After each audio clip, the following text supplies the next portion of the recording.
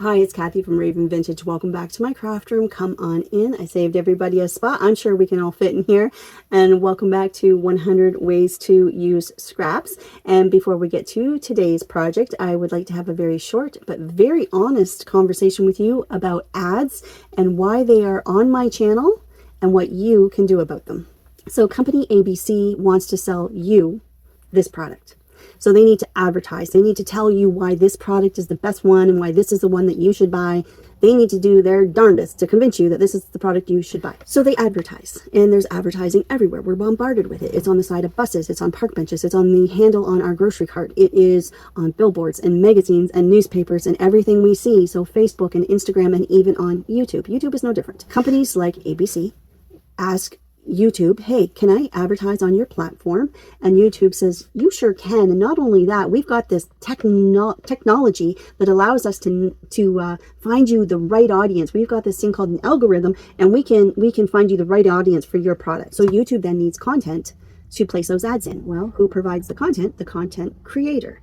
So how does YouTube convince content creators you should upload your video here? You should record a video, and you should edit that video, and you should make it fit all of our requirements, and then you should upload it to our platform. And then when you do, we'll show it to a bunch of people, and we'll give you a little piece of this ad revenue that we got from ABC company. Sound good? Sounds good to me. So I, as a content creator, make a video, I upload it, and during that video, you see an ad from ABC company, and you may or may not want this product, but they got to put their ad in front of your face either way. I then advertise my videos on other platforms like Instagram and Facebook with an audience I've already built up. Hey, you should come over to YouTube and watch this video I just did about this journal I made. You might really like this because I think you're into the same things I am. So now you're seeing a video of something you're interested in. While you're watching that video, you saw this ad about this product. You might be interested, you might not, but you saw the ad. Then you finish watching the video, and your takeaway is you've learned something new, or you have gained some knowledge or learned a new skill or something from the video I provided. What did it cost you? Nothing. It's free. It's free. This is a genius system. The whole system is symbiotic. It all works together. These guys are happy because they got their information in front of your face through YouTube, through me, to you. Nobody forced you to buy this product. You didn't have to buy this product to watch my video and gain some tips and tricks about junk journals. You hopefully left with some value from watching my video. ABC company's happy because they got this in front of your face, and hopefully next time you need some glue, you might buy this one. So why, as a content creator, do I choose to sign up for monetization, get paid ad revenue? I do that because I earn a little bit of income from that, but also because I'm in the monetization program, YouTube will push me further in the algorithm to reach more people between the audience that I have cultivated myself and now this YouTube audience that is growing. People that aren't on YouTube, there's people that are on YouTube that are not on Instagram or Facebook, but they only do YouTube together. So building this wonderful community. And for me, hopefully, some of those people will become my customers for my Etsy shop, which is my main source of income. I am no different than the chiropractor that offers videos about their knee, and they might have like a heating pad they're trying to sell, and they might be able to sell their product for your hurt knee. Everybody gains from it. It's a good system. It's a really good system, and all you needed to do was watch an ad. That's your part, and it costs you nothing. Nobody's making you buy anything. And you guys know I decided not to do memberships, and I don't keep my content behind a paywall. What I offer for free on YouTube. I hardly even ask you guys ever to like or subscribe. I just figure if you want to be here, you'll be here. Now, does that help my channel? Of course it would help my channel if you liked my videos and subscribed and hit the notification bell so that all of those things would help my channel grow. Of course they would. But I figure if you want to be here, you'll be here. And if you don't, you won't. If you don't like the ads on my channel, I completely understand. I get that. And you are welcome to not watch my channel then and watch other people. The other thing you can do is subscribe to YouTube Premium so that you pay a fee monthly to YouTube so that you can be ad-free. That's your choice. That's up to you. Nobody's making you do that. But if you don't like the ads, that is an option for you. So either don't watch my channel or, but I hope you stay. I really hope you stay. And I hope that you gain an understanding about why content creators have ads on their content. It supplements my income. It helps me buy groceries. It pays my bills. It feeds my dog. Like, it is not imperative for me to do YouTube videos, but it does supplement my main income, which is my printables. And not only that, it's a great community, and I've made lots of friends here, and you guys keep me company, and We help each other, we support each other, and it's just a really nice community. And there's no cost, there's no membership fee, nothing. I hope you understand why I have ads, and I hope you understand what your choices are if you don't like them. And I'm sorry how long. Some are skippable. You can also skip. You can get partway through. You can skip partway through. Not all of them are skippable. I understand that, but just understand. I get it. I know. I see the same ads you do. I watch YouTube as well. That's my TED Talk, and I have a few suggestions of things you can do while the ads are playing. If you don't want to actually look at the ad, here.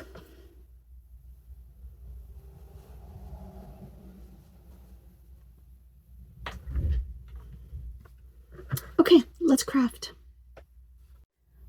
Project number 58, a framed collage piece.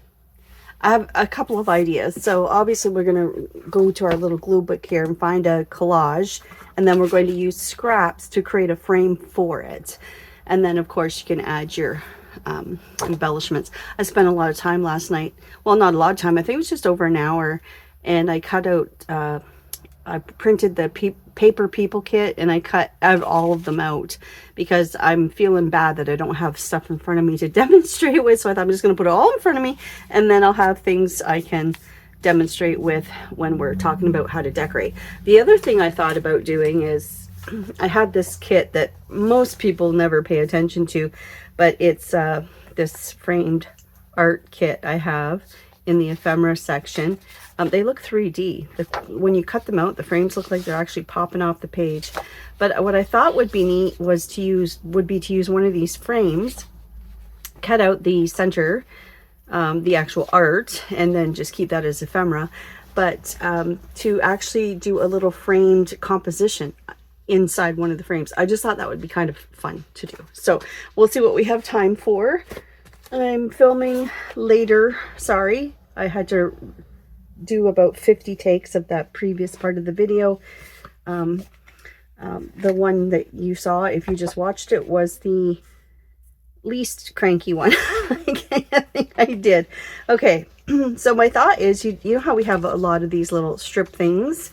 I am going to just use part of a collage, but to create a frame with it, I think obviously the dark blue would probably be nice, but you could go really wild and fun with your frames. If you can find a contrasting color or pattern or something and frame something like this, would be kind of fun even around this, although it is already stripes. But yes, keep that in mind. Let's see here. That one might be kind of fun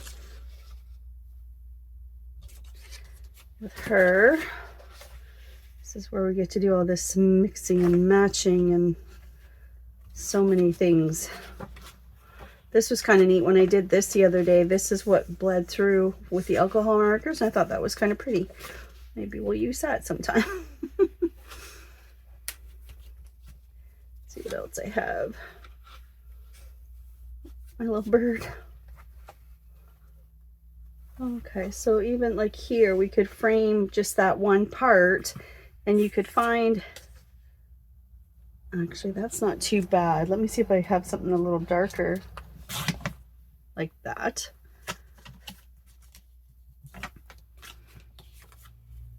I'm going to just glue this down into the, it's pretty thick to be working with actually, because it's collaged on both sides. I probably should have picked something a little thinner, but that's okay. So because this is so thick, I'm just going to go beside it, and I will overlap and cut after, okay? Don't worry about your overlaps right now. Let's just tuck right up beside it with our frame on either side.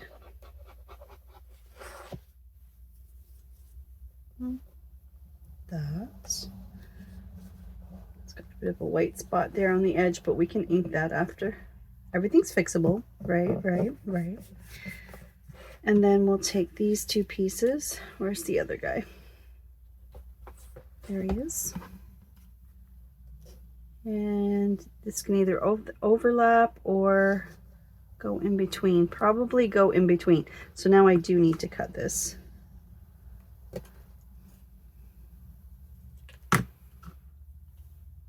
And just fit it right in between here.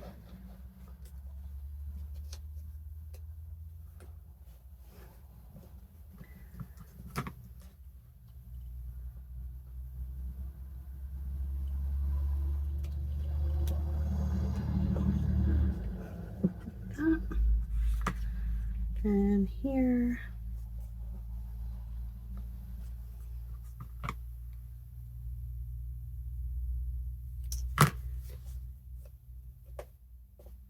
Looks good.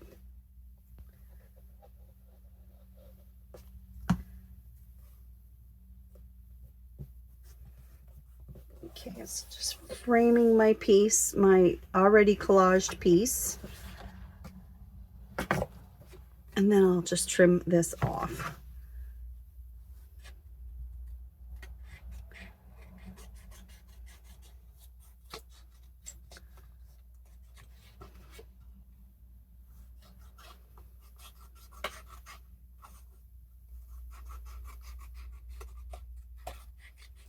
Now, when would you use a framed piece? I think very nice on a pocket. Also really nice on something like a flip out.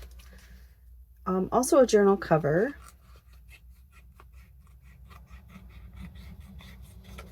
I wouldn't want to use it so much as a journal card because of the extra pieces in and out. You could eventually lift them. I'd rather see it affixed to something. It could just simply be the focal point on a page. And of course, ink your edges. So this is a little white here, so I'm just going to add a little ink in there. There, it's not so noticeable now.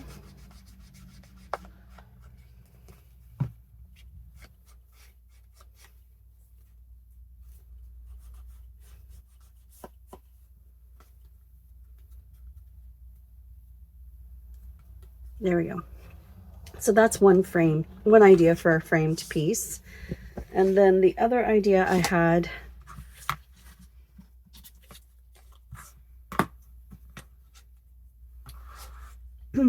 actually before I put this away, let's just do a little something here while it's out. That's why sometimes it's good to leave these things out while you're working on a project.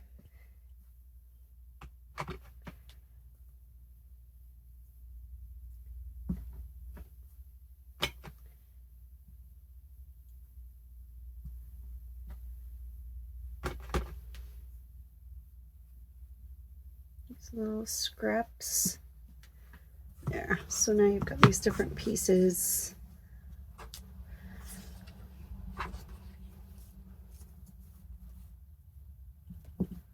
Now they're worth something, right? Like, instead of just my immediate thought was just to throw those into the trash can, but immediately if we just add a little stamping to them, all of a sudden they've got a little bit of value, and now they're just cute. Like, that would just be a nice little edge or something. Could frame this again. You could go around and around. That would be really cute. Let's go into my rip bin. So that's one thought with the framing. Now, you could also make a frame out of collage. So you could, lost my garbage can. So I have this guy. And then my other thought was to create some sort of a collage using one of these, which I think is just so fun.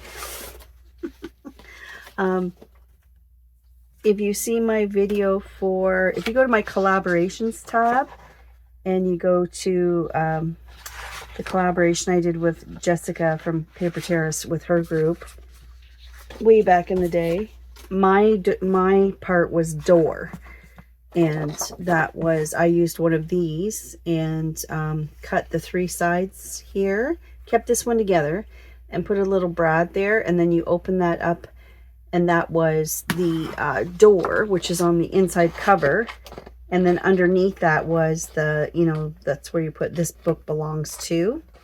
It was a really cute idea, but that's what I used, was one of these picture frames.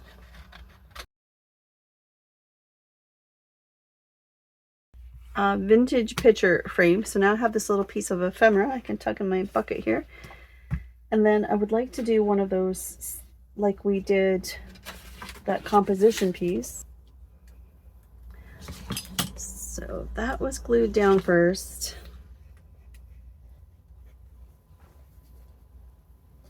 And then you just keep putting your frame on top to double check where everything's going to lay. We can trim around this after, so there's that. And then I really like these birds, but I feel like this is just way too much.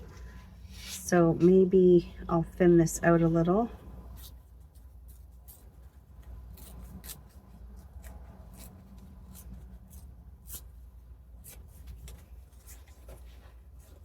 Okay, nice sky. And I want some rolling hills, so let's check our size. Put a pencil mark here too, so you know how far you need to get to. So I'm going to mark this as the top, this is the bottom, that's the inside.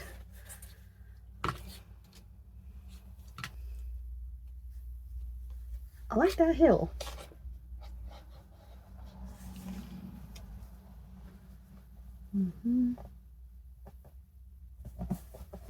I've got one little bird showing, and all these little bees and dragonflies are showing. They're so tiny, I don't know if you can see them. And then this will come over here, like that. And again, like I said, we'll trim off the excess. But this is fun. I kind of had this one in my head too. So I've got my pencil line here so I know how far down to go. And I want the white outside. That's cute. All right. With me so far? And this is kind of cute. Sometimes there's just little tiny details in our papers that it's like, oh, we could actually tell the story of that paper in the right setting or the right placement of paper or pairing of papers. Okay, so now before you glue your frame down, you want to ink the inside like that.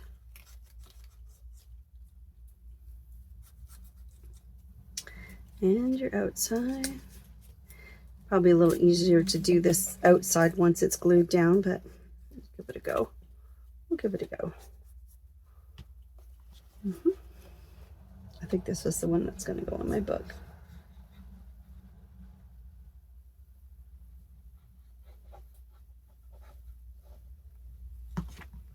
Doesn't matter which way this frame goes. One side's a little wider than the other. But how cute is that? Oh my goodness, I love it.